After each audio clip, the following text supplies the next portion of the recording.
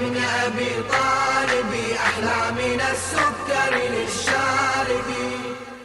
أعذب من صهباء في دانها قد عتقت في الزمن الذانب. بسم الله الرحمن الرحيم wassalatu wassalamu ala ashrafil anbiya wal mursalin. Ama ndugu zangu Waislamu, katika kipindi hichi cha nukta fupi ambazo tunazileta kwa ajili ya kueleweshana na kuzinduana, Mwenyezi Mungu Subhanahu wa Ta'ala anasema katika sura Adh-Dhariyat aya ya 56. Anasemaje Mwenyezi Mungu Subhanahu wa Ta'ala? Anasema wama khalaqtul jinna wal insa illa liya'budun. Mwenyezi Mungu anasema hajaumba majini na watu isipokuwa wamtii.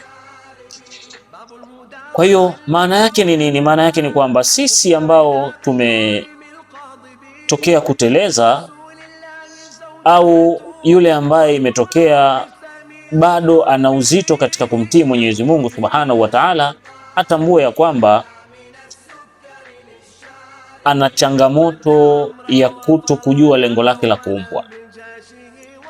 Naam, kula, kunywa, kujenga, kutafuta usafiri, vyote vipo, lakini vipo katika misingi ambayo inakupeleka kumtii Mwenyezi Mungu Subhanahu wa Ta'ala. Kwa hiyo wama khalaqtul jinna wal insa illa liya'budun, Mwenyezi Mungu ameumba viumbe, ameumba majini na watu kwa ajili ya kuwa watiifu kwa Mwenyezi Mungu Subhanahu wa Ta'ala. Na utiifu huu kwa uhalisia faida itarudi kwetu wenyewe siku ya hisabu, lakini pia katika ulimwengu huu wa dunia.